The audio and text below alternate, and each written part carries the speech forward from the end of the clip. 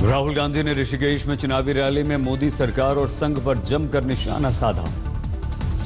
राहुल ने कहा से 2002 तक यानी 52 साल तक संघ कार्यालय में तिरंगा फहराने के बजाय भगवा फहराया गया, आखिर क्यों?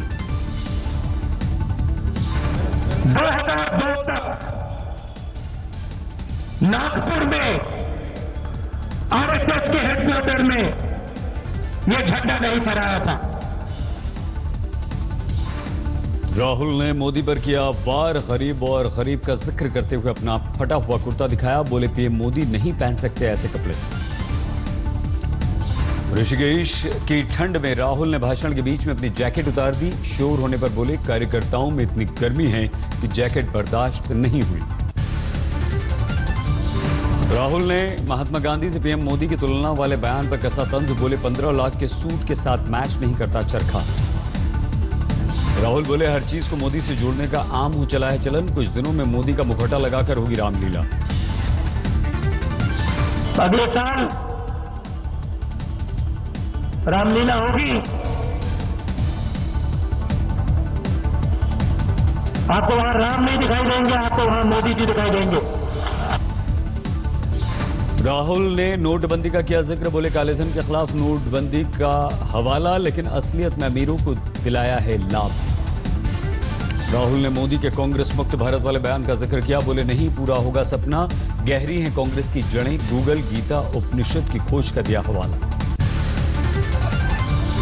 कांग्रेस में शामिल होने के बाद सिद्धू ने दिल्ली में प्रेस कॉन्फ्रेंस की। खुद को बताया पैदाइशी कांग्रेस। बोले ये मेरी घर वापसी। सिद्धू ने बीजेपी पर कसा तंज। कौशल्या, कैकेयी जैसी माताओं से की दो दलों की तुलना। बोले खुद ही कर लें फैसला, कौन कौशल्या, कौन कैकेयी और कौन मंथरा। तो ये तो आप तय कर लो कि कैकेयी कौन है और माता कौशल्या कौन है, कि मंथरा का रोल किसने निभाया पंजाब में। सिद्धू बोले जो पंजाब ग्रीन रेवोल्यूशन के लिए जाना जाता था उसके ड्रग्स से अब हो रही है पहचान। ये किसकी देन? सिद्धू ने दिल्ली से ठोकी पंजाब चुनाव की ताल। बोले भाग बादल भाग, अब जनता आती है तख्त करो खाली। ड्रग्स तस्करों से नेताओं के जुड़ा होने का उठाया मुद्दा। सिद्धू बोले बीजेपी से नहीं था मनमुटाव, अकाली दल और बीजेपी के गठबंधन से थी परेशानी। कहीं से भी चुनाव लड़ने को हूं तैयार। बादल परिवार पर सिद्धू का सीधा वार। बोले दल बुरे नहीं होते, उन्हें चलाने वाले होते हैं बुरे। दिल्ली प्रदेश अध्यक्ष अजय माकन और प्रभारी आशा कुमारी ने सिद्धू का स्वागत किया। पंजाब में कांग्रेस के और मजबूत होने का दावा किया। बादल ने सिद्धू पर किया पलटवार। सिद्धू को बताया दल बदलू। बोले जिसने उंगली पकड़कर चला ना सिखाया उसी को मार दी सिद्धू ने ठोकर। जो अपनी माँ पार्टी को छोड़ के आया है, जिसने उसको इज्जत दी, जिसमें उसने पॉलिटिक्स में लाया, उंगली पकड़कर आगे लाया, उसको छोड़ के आया, इससे बुरी बात क्या है? अमृतसर सीट उपचुनाव में आपने उपकार सिंह सिंधु को मैदान में उतारा। अमरिंदर सिंह के इस्तीफा देने से खाली हुई थी सीट। आप नेता फिलका बोले सिद्धू कैसे भूल गए 1984 के दंगे। कांग्रेस को कातिलों की जमात बताने वाले आखिर कैसे कह रहे हैं घर वापसी। साइकिल पर झगड़ा जारी, आज हो सकता है अंत। चुनाव आयोग सुना सकता है फैसला। चिन्ह फ्रीज होने की है आशंका। झगड़े के बीच शिवपाल ने उत्तराखंड में 26 उम्मीदवारों की लिस्ट जारी की। प्रदेश अध्यक्ष के तौर पर लिया है फैसला। लखनऊ में पार्टी दफ्तर पर मुलायम के कार्यकर्ताओं को किया संबोधित। गूंजे अखिलेश जिंदाबाद के नारे। मुलायम ने शिवपाल से की मुलाकात। शिवपाल के घर गए मुलायम। लखीमपुर खीरी में मतदान के लिए जनता को जागरूक करने पहुंचे डीएम। पतंगबाजी करके लोगों तक पहुंचाया संदेश। लखनऊ में समाजवादी दफ्तर में राष्ट्रीय अध्यक्ष के 2 सूचना पट, एक में मुलायम दूसरे में अखिलेश को राष्ट्रीय अध्यक्ष बताया गया। फर्रुखाबाद में बीएसपी के कार्यक्रम में मायावती को जिंदा देवी करार दिया गया। बयान पर जांच में जुटा प्रशासन। सुप्रीम कोर्ट ने प्रचार को धर्म से जोड़ने पर लगा रखी है पाबंदी। बागपत में इमाम ने किया ऐलान। राजनीतिक दलों के लिए बंद रहेंगे 550 मस्जिदों और मदरसों के दरवाजे। यूपी उत्तराखंड के लिए जारी हो सकती है बीजेपी उम्मीदवारों की लिस्ट आज। यूपी उत्तराखंड मिलाकर 200 उम्मीदवारों का कुछ ही देर में हो सकता है ऐलान। बीजेपी ने गोवा विधानसभा उम्मीदवारों की दूसरी सूची जारी की। लिस्ट में 7 उम्मीदवारों के नाम शामिल।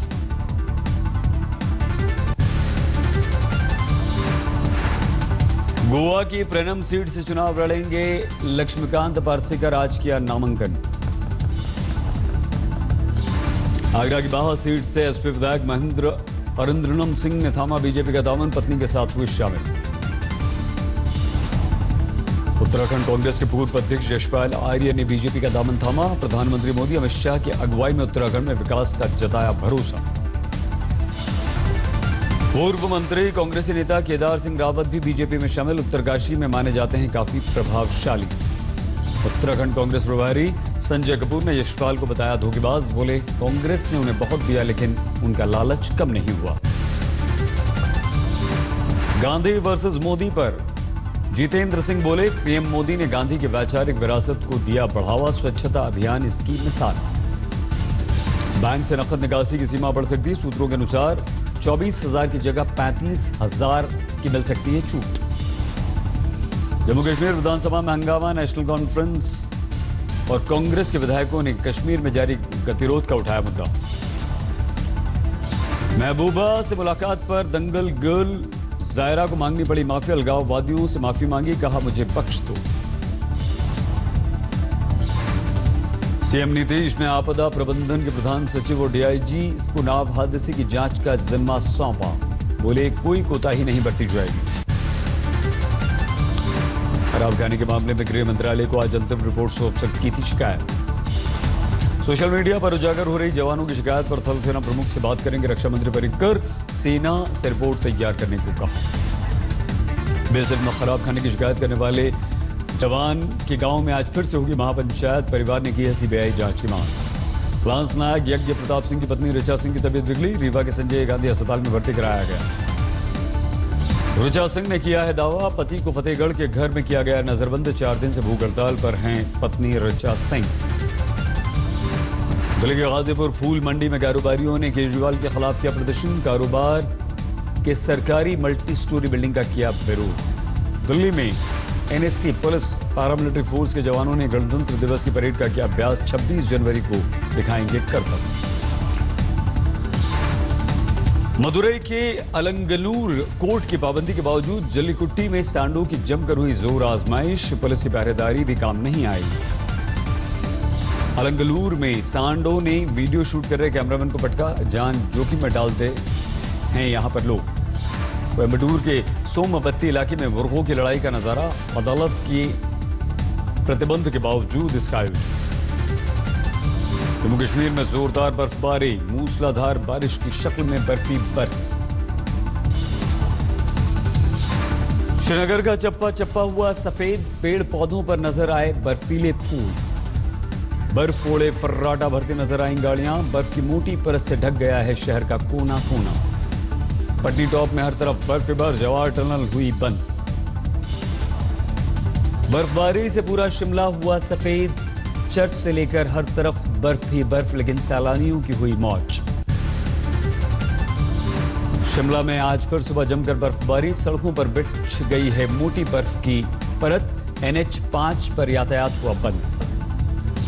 शिमला में घरों की छत पर मोटी बर्फ की चादर। स्थानीय निवासी घरों में दुबके। तकलीफें बढ़ी।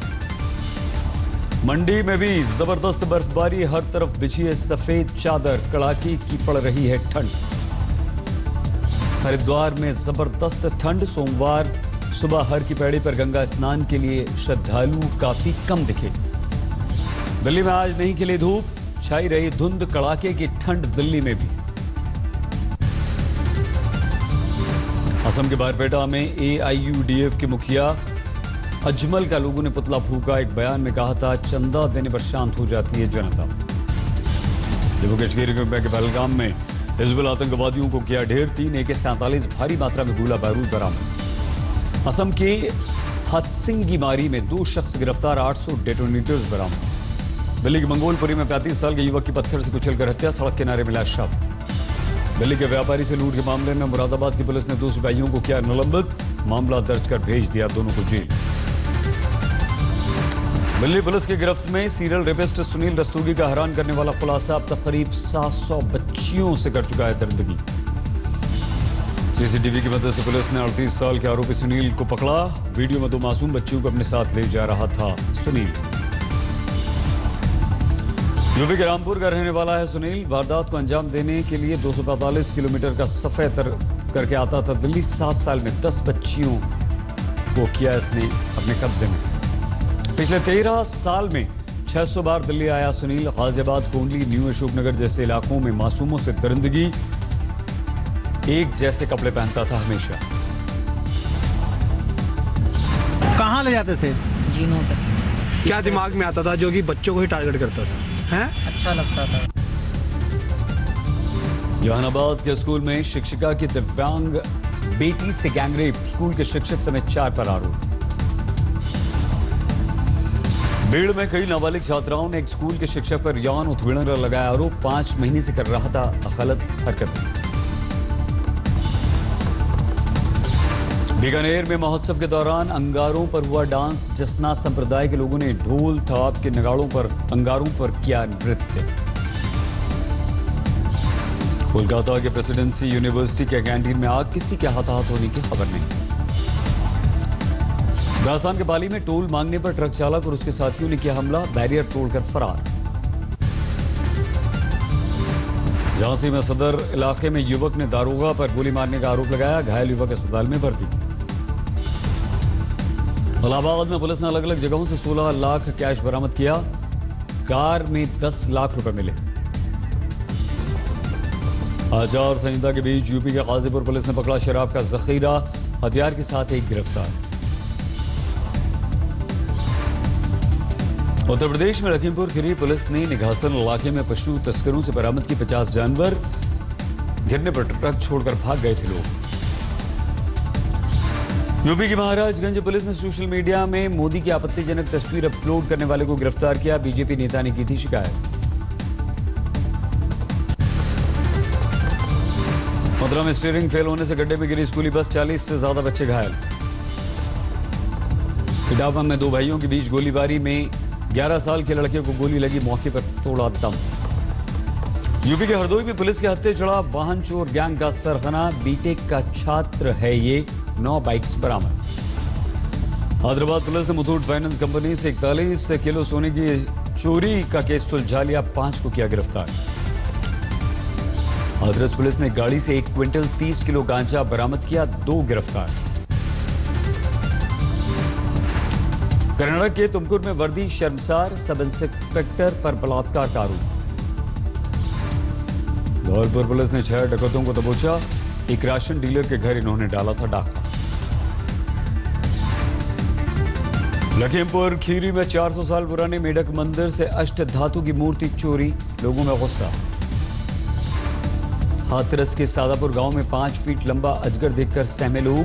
वन विभाग की टीम ने पकड़ा। बेंगलुरु में सीआईएसएफ जवान ने गोली मारकर आत्महत्या की। नहीं मिला कोई सुसाइड नोट। नारायणगंज नरसंहार केस में बांग्लादेश की अदालत का ऐतिहासिक फैसला। 26 की मौत की सजा। 7 लोगों की हुई थी हत्या। किर्गिस्तान में तुर्की का कार्गो हादसे का शिकार। 32 लोगों की मौत। आतंकवादी मसूद अजहर पर भारत के रुख का फ्रांस ने किया समर्थन। कहा मसूद अजहर को आतंकवादी घोषित करे संयुक्त राष्ट्र। आज से दावोस में शुरू होगी वर्ल्ड इकोनॉमिक फोरम की 47वीं मीट। 100 से ज्यादा देशों के 3000 प्रतिनिधि लेंगे हिस्सा। नोटबंदी पर फैसले पर होगी चर्चा। सीआईए प्रमुख जॉन ब्रेनन ने नवनिर्वाचित राष्ट्रपति ट्रंप को जुबान पर काबू रखने की नसीहत दी। ट्रंप के शपथ ग्रहण समारोह का बहिष्कार करेंगे 18 डेमोक्रेटिक सांसद।